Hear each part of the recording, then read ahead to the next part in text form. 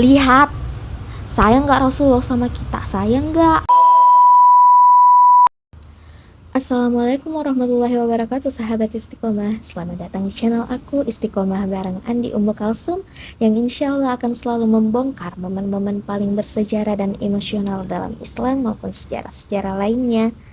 Nah guys, hari ini kita mau flashback dulu nih. Kita akan kembali menyusuri jejak-jejak suci, menapak tilas sebuah perjalanan monumental yang mengubah arah sejarah peradaban.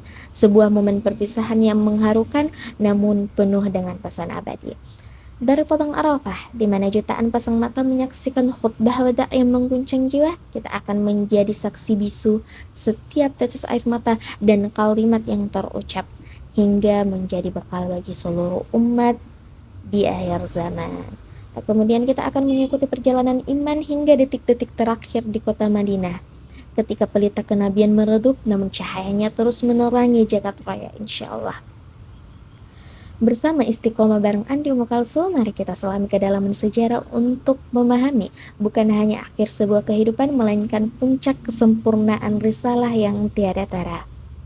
Siapkan hati dan pikiran kalian, karena perjalanan ini akan menjadi pengingat terbesar akan cinta dan pengorbanan melalui kisah agung Haji Wada hingga wafatnya insan paling mulia, Rasulullah Muhammad SAW. Let's dive in.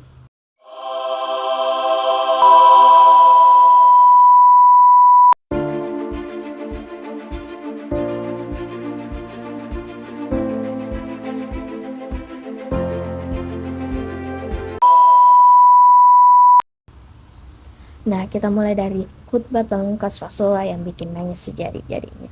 Bayangin di tahun ke-10 Hijriah di Padang Arafah yang luas itu berkumpul lebih dari 100.000 jiwa. Lebih dari 100.000 jiwa, teman-teman. Semuanya fokus, semuanya hening, siap dengerin speech yang paling ditunggu-tunggu, yaitu khutbah terakhir Rasulullah Sallallahu Alaihi Wasallam. Rasulullah berdiri di atas untanya Al-Kasyah dan menyampaikan pesan yang isinya literally kehidupan kita sampai kiamat. Inti khutbah Rasulullah itu menusuk tapi penuh kasih sayang dari beliau. Dan beberapa poin kuncinya yang bikin merinding itu, beliau sampai bilang, sesungguhnya darah kalian, harta kalian itu mulia, suci sebagaimana mulianya hari ini, sebagai mulianya bulan ini dan negeri ini. Intinya, stop kekerasan, stop korupsi, dan stop salin. Harga diri dan harta orang itu nggak boleh diganggu-gugat. Semua manusia sama, no more kasta-kasta club. Tuhan kalian satu, Bapak kalian satu, kalian semua dari Adam dan Adam dari tanah. Yang paling mulia di sisi Allah adalah yang paling bertakwa. Arab nggak lebih eksklusif dari non-Arab kecuali takwanya. Mind blowing di zaman itu, teman-teman. Riba dan kejahiliahan itu auto banned. Semua sistem riba yang ada di zaman jahiliyah dihapus. Tuntutan balas dendam karena pertumpahan darah masa lalu dihapus juga. Kita move on ke sistem yang lebih adil. Jelas hak-hak perempuan, ya ini amanah Allah. Ini penting banget, beliau sampai wanti-wanti. Bertakwalah kepada Allah dalam urusan perempuan. Berlaku baiklah kepada mereka karena mereka adalah amanah dari Allah bagi kalian. Rasulullah guys, the respect moment banget, Masya Allah. And the final legacy, dan ini yang paling krusial teman-teman, beliau kasih case sukses abadi. Aku tinggalkan untuk kalian sesuatu yang jika kalian berpegang teguh padanya, kalian tak akan tersesat selama-lamanya, yaitu kitabullah, Al-Quran kita, dan sunnah. Setelah khutbah selesai, beliau angkat jari telunjuknya ke langit dan berkata, Ya Allah, saksikanlah, Ya Allah, saksikanlah, Ya Allah, saksikanlah. Serentak lautan manusia yang lebih dari 100.000 jiwa itu bersaksi, kami bersaksi engkau telah menyampaikan Rasulullah. Ini bagian yang bikin hati auto set. Di tengah ribuan orang yang mungkin lagi terharu atau senang karena semua pesan sudah tersampaikan, ada satu orang yang malah nangis sesukan sendirian, teman-teman, yaitu Abu Bakar As-Siddiq. Kenapa beliau nangis? Saat khutbah itu berakhir, turunlah ayat yang bikin semua vibes berubah. pada hari ini telah kusempurnakan untuk kamu agamamu dan telah kucukupkan kepadamu nikmatku dan telah kuridhoi Islam itu jadi agama bagimu. Quran Surah Al-Maidah ayat 3. Sahabat lain mungkin mikir, wih, Islam udah sempurna, Islam udah perfect nih, happy ending nih. But Abu Bakar dengan kecerdasan dan kedalaman imannya sadar banget, gak ada lagi kesempurnaan setelah kesempurnaan. Ketika misi selesai, ketika agama sudah paripurna, itu artinya penyampai risalah akan segera berpulang. Abu Bakar guys, beliau adalah orang yang paling mengerti isyarat perpisahan itu. Beliau nggak bisa nahan air mata karena sadar momen di Arafah itu adalah salam perpisahan yang sesungguhnya dari sang kekasih Rasulullah Shallallahu Alaihi Wasallam. At the last time beliau memimpin haji dan Abu Bakar adalah yang pertama membaca tanda-tanda itu.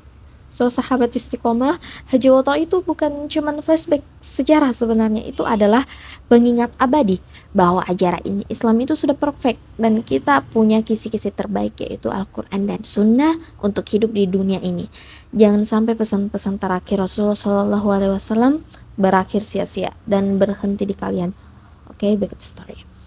Coba kalian bayangkan, kalian hidup di Madinah. Setiap pagi kalian melihat sosok agung yang selalu tersenyum, yang mengajarkan tentang apa itu kebaikan dan akhlak, yang memimpin sholat, yang menjadi role model mutlak kalian. Tiba-tiba kabar itu datang, kabar yang paling ditakuti oleh setiap muslim.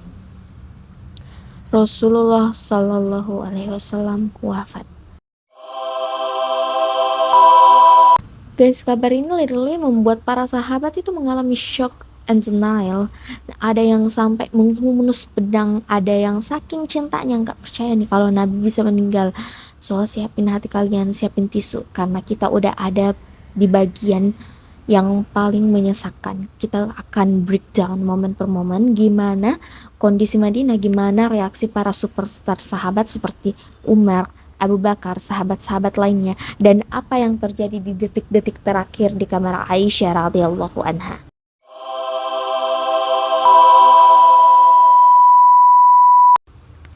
Di momen yang paling dramatis ini dan di momen yang paling mengharukan ini menunjukkan betapa adil dan tawaduknya, rendah hatinya Nabi kita guys. Beberapa hari sebelum wafat, Rasulullah Shallallahu Alaihi Wasallam sedang sakit parah. Dengan susah payah beliau dibantu oleh Ali bin Abi Thalib dan Al-Fadl bin Abbas untuk naik ke mimbar Masjid Nabawi. Beliau duduk di sana dengan wajah yang pucat, dengan suara yang lemah. Beliau berkata kepada jamaah yang menangis, "Wahai manusia, sungguh telah dekat perpisahan. Aku tidak tahu apakah aku akan bertemu lagi dengan kalian setelah hari ini." Beliau lalu berpesan soal ibadah dan kaum Ansar, yaitu penduduk Madinah yang banyak berjasa ya selama masa kepemimpinan beliau. Setelah memberi nasihat, Rasulullah Shallallahu Alaihi Wasallam kemudian mengucapkan sesuatu yang bikin semua sahabat syok dan tegang total. "Wahai manusia, barang siapa di antara kalian yang pernah kudera punggungnya, inilah punggungku.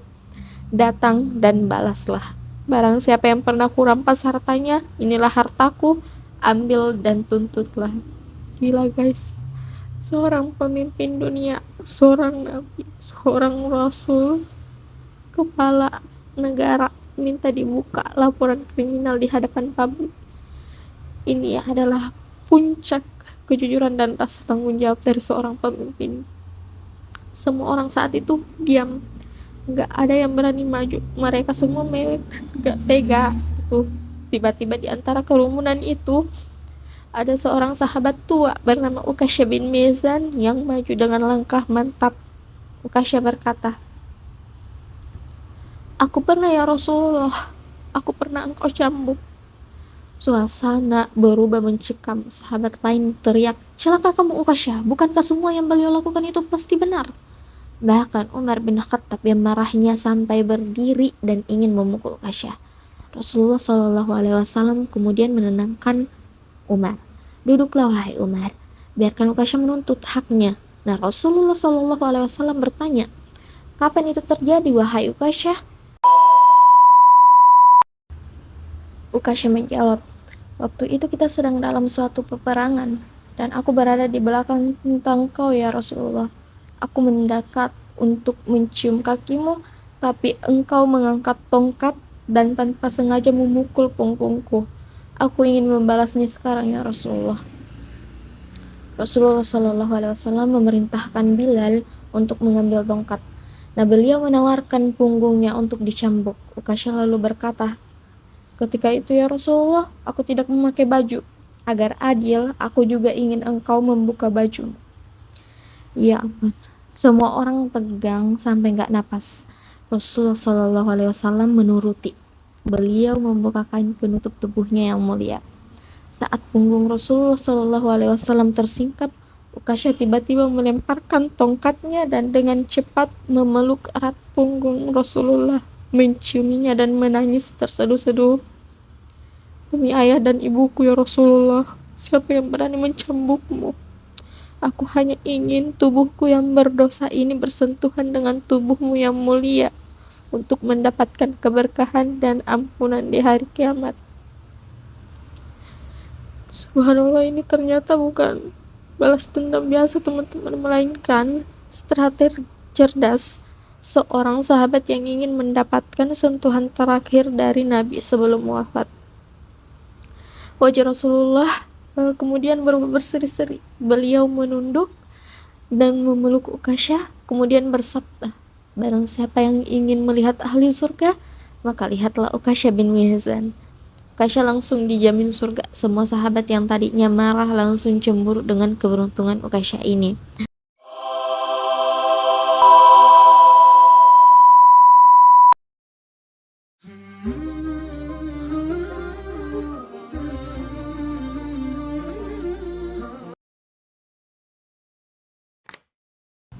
Nah, setelah peristiwa haru bersama Ukasha bin Mihzan dan Rasulullah Shallallahu Alaihi Wasallam menjaminnya sebagai ahli surga, kondisi beliau kian melemah teman-teman. Rasa sakit dan demam yang diderita semakin menjadi-jadi. Nah, hingga akhirnya di rumah Sayyidah Aisyah radhiyallahu anha ada kejadian yang bikin semua orang merinding.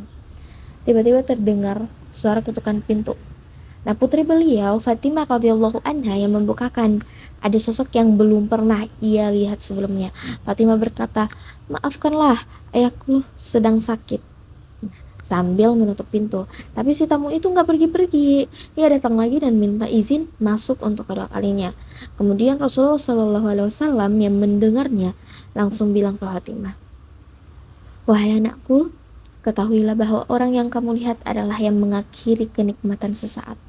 Dia yang memisahkan pertemuan di dunia, dia adalah malaikat maut. Fatimah langsung nangis sejadi-jadinya guys. Bayangin yang datang, yang beliau persilahkan masuk itu adalah sosok yang sebentar lagi akan mencabut nyawa orang yang paling dia cintai, nyawa ayahandanya sendiri. Gak lama kemudian, malaikat Jibril juga hadir. Nah, Jibril bilang sesuatu yang bikin satu rumah shock. Wahai Muhammad, itu malaikat maut. Ia meminta izin untuk masuk menemuimu. Ia tidak pernah meminta izin masuk kepada manusia sebelumnya, dan ia tidak akan meminta izin masuk kepada seorang manusia pun setelah ini. Israel datang dengan sangat sopan, memberi salam dan berkata, Assalamualaikum ya Rasulullah. Wahai Muhammad, sesungguhnya Allah Subhanahu wa Ta'ala mengutus aku kepadamu. Jika engkau perintahkan aku mencabut nyawamu, maka akan kucabut. Tapi jika engkau tidak berkenan, maka akan kutinggalkan. Bayangin, spek malaikat maut aja gak berani mencabut nyawa Rasulullah tanpa izin beliau. Ini menunjukkan betapa mulianya kedudukan beliau di sisi Allah. Keren banget gak sih Rasulullah, ya Allah. Dan bagian yang paling mengharukan dan bikin kita makin sayang sama Rasulullah adalah meskipun sudah diambang ajal, Rasulullah Shallallahu Alaihi Wasallam enggak mikirin dirinya sendiri, enggak mikirin keluarganya, enggak mikirin istrinya, enggak mikirin anaknya.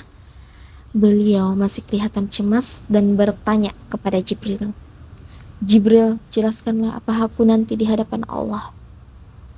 Jibril menjawab dengan kabar gembira yang luar biasa tentang surga yang sudah terbuka lebar untuk beliau. Tapi Rasulullah Shallallahu Alaihi Wasallam masih belum tenang. Karena yang menjadi kecemasan beliau bukan itu teman-teman. Kecemasan beliau itu hanya satu, kita. umatnya. Nah, melihat kecemasan sang kekasih Allah, Jibril pun naik untuk bernegosiasi kepada Allah, kemudian turun kepada Rasulullah mengabarkan, "Ya Rasulullah, siapapun yang berbuat maksiat seumur hidupnya dan dia adalah umatmu, 1 tahun sebelum meninggal dia mohon ampun kepada Allah, niscaya akan diampuni." Tapi Rasulullah bilang apa guys? "Wahai Jibril, itu kelamaan." Rasulullah tahu kualitas umatnya. Nah, malaikat Jibril pun kembali kepada Allah, kemudian turun lagi untuk mengabarkan kepada Rasulullah, "Ya Rasulullah, barang siapa dari umatmu berbuat dosa seumur hidupnya, 1 bulan sebelum meninggal dia taubat kepada Allah, Allah subhanahu wa ta'ala akan ampuni dosanya." Apa Rasulullah bilang? "Ya Jibril, itu kelamaan. Jangan, umatku itu lalai." Kembali lagi kepada Allah, turun lagi, "Ya Rasulullah, barang siapa dari umatmu dia berbuat dosa seumur hidupnya, 1 minggu sebelum meninggal dia memohon ampun kepada Allah, Allah akan mengampuni semuanya." Dan Rasulullah masih bilang itu kelamaan teman-teman. Jadi Jibril naik lagi nih. Nah, setelah turun Jibril berkata lagi, "Ya Rasulullah, barang siapa dari umatmu dia berbuat dosa seumur hidupnya, 1 hari sebelum meninggal dia memohon ampun kepada Allah, maka Allah akan mengampuninya." Tahu nggak Rasulullah bilang apa? "Jangan ya malaikat Jibril, umatku nggak sanggup, umatku lalai." Lihat, sayang nggak Rasulullah sama kita? Sayang nggak? Akhirnya Jibril kembali lagi kepada Allah dan menyampaikan negosiasinya lagi kepada Rasulullah SAW. "Ya Rasulullah, Allah memberikan salam kepadamu, dan barang siapa dari umatmu yang melakukan keburukan seumur hidupnya, melakukan dosa seumur hidupnya, bukan 1 tahun, bukan 1 bulan, bukan pula 1 minggu, bukan juga 1 hari. Bahkan ketika ruhnya berbolak-balik ke tenggorokan, dia bahkan sudah tidak bisa berkata apapun kepada Allah, tapi hatinya sungguh-sungguh, matanya menatap memohon ampunan kepada Allah Subhanahu wa taala, maka Allah akan memberikan ampunan kepada mereka."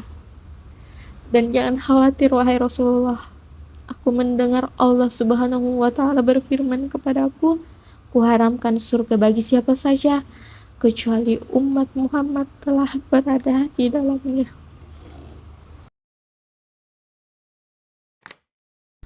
Nah, kabar ini langsung membuat Rasulullah SAW tenang teman-teman. Beliau tersenyum, beliau tahu Allah Subhanahu wa Ta'ala sudah menjamin nasib umatnya. Masya Allah, cintanya beliau Allah. Setelah mendengar jaminan ini, Rasulullah SAW pun membuat keputusan akhir kepada Israel. "Laksanakan arahan yang diberikan kepadamu, wahai malaikat Israel." Saat Israel mulai menjalankan tugasnya, detik-detik sakaratul maut itu terjadi. Bahkan bagi Nabi pun proses ini adalah proses yang super duper berat dan menyakitkan. Tubuh Rasulullah SAW basah kuyup oleh keringat, urat-urat lehernya tampak tegang sambil menahan rasa sakit yang luar biasa. Beliau berbisik, "Wahai Jibril, betapa sakit sakaratul maut ini." Diriwayatkan rasa sakit sakaratul maut yang beliau rasakan itu sebanding dengan 300 kali sebatan pedang. Itu adalah cara Allah Subhanahu wa taala mengangkat derajat beliau setinggi-tingginya. Saking enggak kuatnya melihat kekasih Allah kesakitan, malaikat Jibril sampai memalingkan wajahnya. Rasulullah SAW bertanya, "Jijikah kau melihatku Jibril hingga kau palingkan wajahmu?" Jibril menjawab dengan air mata, "Siapakah yang sanggup melihat kekasih Allah direnggut ajal?" Rasulullah kemudian mengatakan, "Sungguh ya Allah, maut ini sungguh menyakitkan, maka timpakanlah rasa sakitnya kepadaku dan ringankanlah sakaratul maut umatku." Di tengah kesakitan beliau, di tengah rasa sakit yang menjadi-jadi, sempat-sempatnya Rasulullah SAW memohon seperti itu kepada Allah hanya untuk kita, teman-teman. Dan di saat-saat terakhirnya, bahkan ketika sudah nggak bisa bicara lagi, di saat beliau masih bergetar mengucapkan ummati, ummati, ummati, beliau menutup akhir hayatnya dengan mengucapkan kalimat Ar-Rafiqil A'la, Ar-Rafiqil A'la, Ar-Rafiqil A'la. Subhanallah. Jadi cinta terbesar beliau di detik-detik terakhir adalah kita teman-teman umatnya. Beliau rela merasakan sakit yang luar biasa demi kita semua mendapatkan jaminan surga, mendapatkan keringanan sakaratul maut.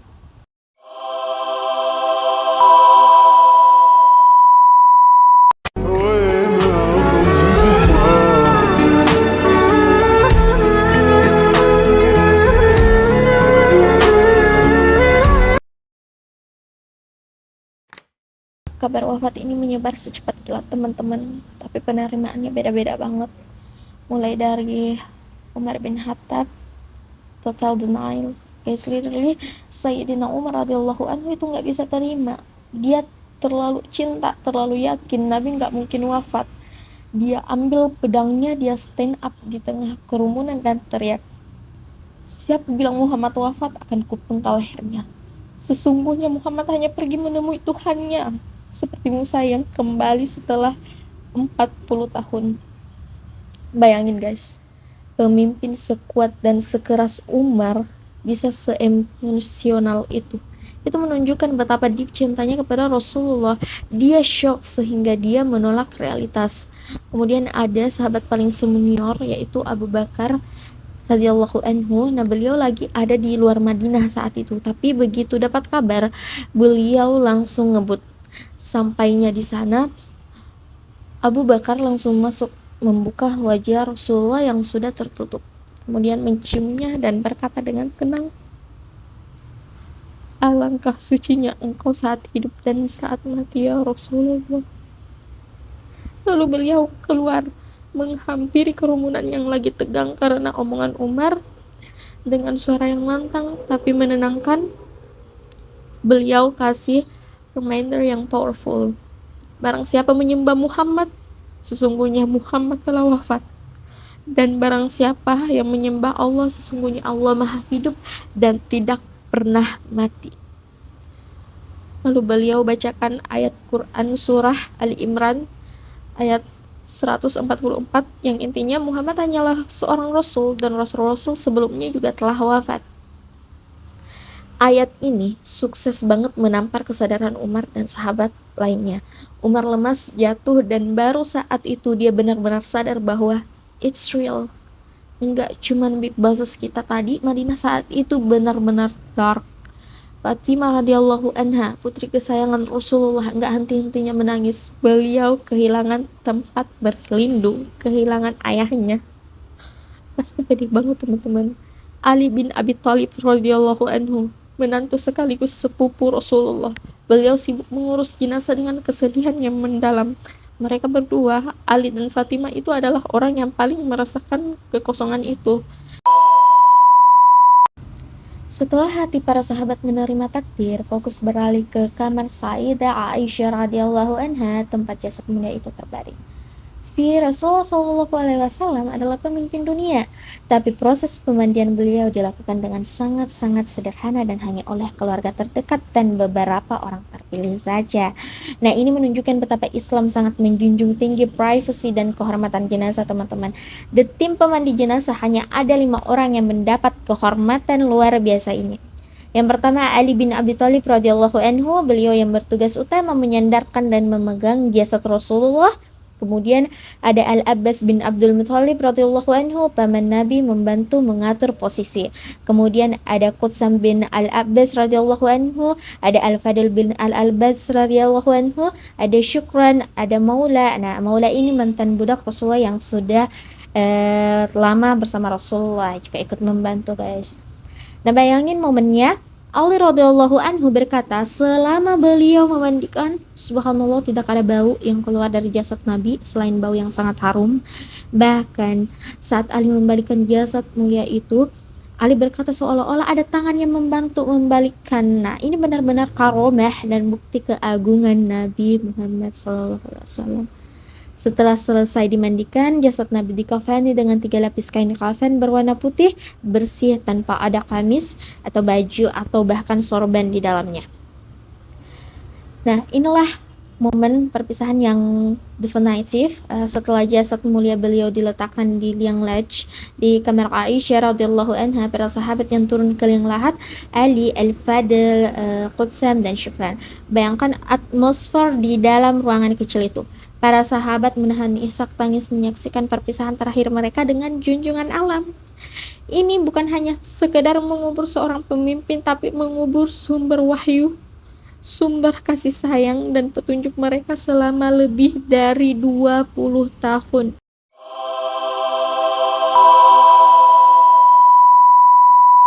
Kemudian saya akan menceritakan sebuah kisah yang viral di kalangan sahabat yang ingin saya sampaikan juga, yang menunjukkan betapa setiap orang ingin meninggalkan jejak dan kenangan terakhir bersama Rasulullah Muhammad SAW.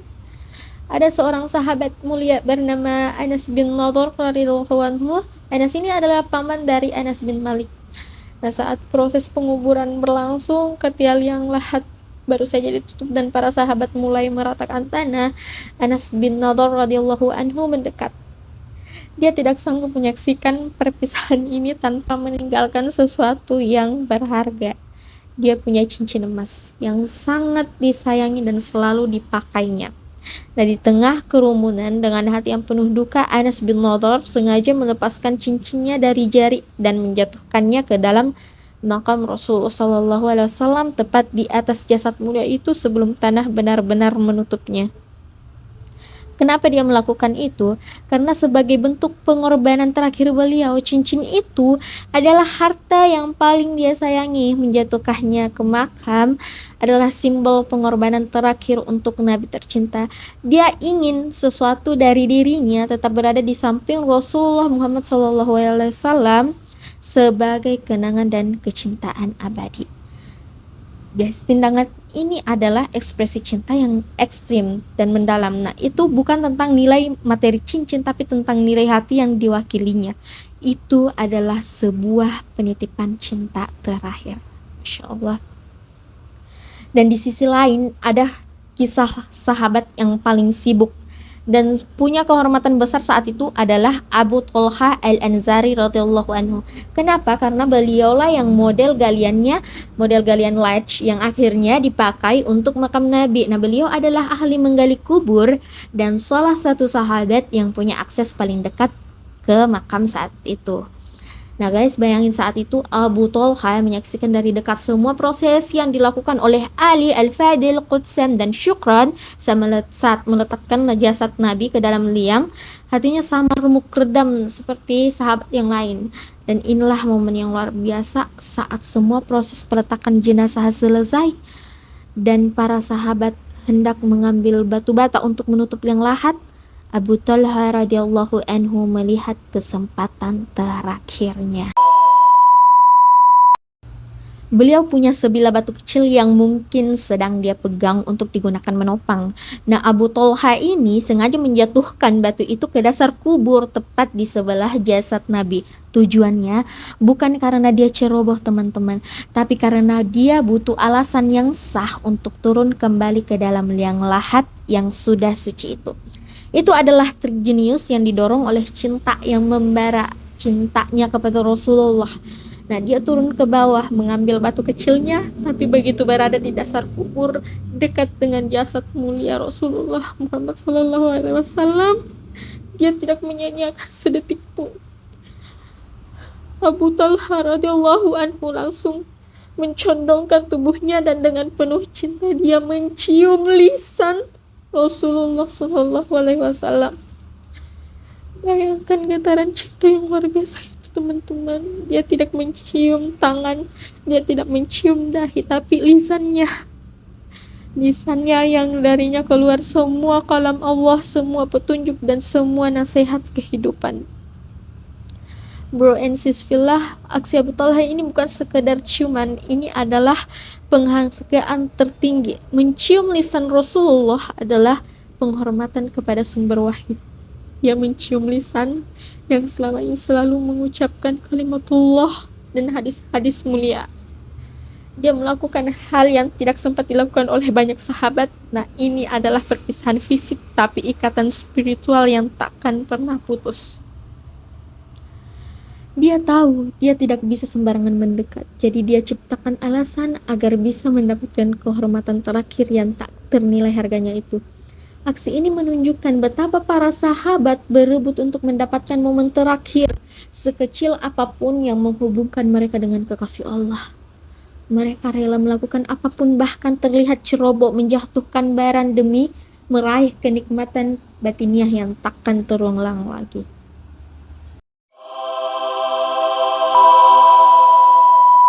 Tapi dari semua orang yang berduka tidak ada yang sepedih Fatimah As-Sarrah radhiyallahu anha. Beliau adalah putri kesayangan Nabi yang oleh Nabi pernah disebut sebagai Sayyidatun Nisa Ahlil Jannah, penghulu wanita di surga. Beliau yang akan mewakili perempuan muslimah, teman-teman. Saat tanah terakhir diratakan di atas makam ayahnya, Fatimah merasakan kepedihan yang tak terlukiskan. Nah, beliau mendekati Anas bin Malik radhiyallahu anhu, salah satu sahabat terdekat dan pelayan Nabi saat itu, dan berkata dengan suara yang lirih, penuh kesedihan, "Wahai Anas, bagaimana kalian tega menaburkan tanah di atas jasad Rasulullah?" Guys, kalimat ini powerful banget. Itu bukan pertanyaan, tapi luapan hati seorang anak yang merasa dunia telah berakhir bersamanya. Rasanya seperti beliau mengatakan, kok kalian bisa setegar itu menimbun ayahku? Padahal semua sahabat juga hancur. Kesedihan Fatimah benar-benar mendalam. Diriwayatkan bahwa setelah ayahnya wafat, Rasulullah wafat, Fatimah tak pernah terlihat tertawa lagi. 6 bulan setelah perpisahan ini, Fatimah menyusul sang ayah. Subhanallah, beliau tidak sanggup hidup terlalu lama tanpa kehadiran Rasulullah SAW, teman-teman. So guys, dari kisah cincin Anas bin Nadar dan ciuman lisan Abu Talha, kita belajar bahwa cinta sejati itu all out, berani dan penuh pengorbanan. Oke, bro and sis Villa, setelah kita menyaksikan roller coaster emosi di Madinah, mulai dari denialnya Umar, ketenangan Abu Bakar, tangisan Fatimah yang memilukan, sampai aksi nekat cinta Abu Talha yang mencium lisan suci Nabi kita harus sadar satu hal, perpisahan fisik itu nyata, tapi warisan beliau abadi selamanya. Nah, Nabi Muhammad SAW meninggalkan kita bukan dalam kehampaan, tapi dengan dua pusaka yang tak ternilai harganya, yaitu Al-Quran dan Sunnah beliau. Cinta kita hari ini tidak bisa lagi kita tunjukkan dengan menjatuhkan cincin ke makam atau mencium lisannya yang mulia. Cinta kita ditunjukkan dengan action. Nah, apakah kita sudah membaca Al-Quran yang beliau tinggalkan? Apakah kita meneladani akhlak dan sunnah yang beliau ajarkan? Wallahu a'lam. Guys, saat ini beliau tidak butuh kesedihan kita yang berlarut-larut. Beliau butuh kita menjadi penerus cahaya. Jadikan hidup kita bukti bahwa risalah beliau tidak pernah mati. Mari kita berjanji bahwa mulai hari ini kita perkuat ikatan kita dengan beliau melalui sholawat dan ittiba beliau. Jika kisah ini menyentuh hatimu, tekan tombol like sebagai tanda cintamu pada Rasulullah SAW. Share video ini ke semua kontakmu agar cahaya kisah ini menyebar luas, dan subscribe ke channel ini. Yuk kita akhiri dengan mengirimkan sholawat Allahumma salli ala Muhammad wa ala ali Muhammad. Sampai jumpa di kisah powerful berikutnya. Wassalamualaikum warahmatullahi wabarakatuh.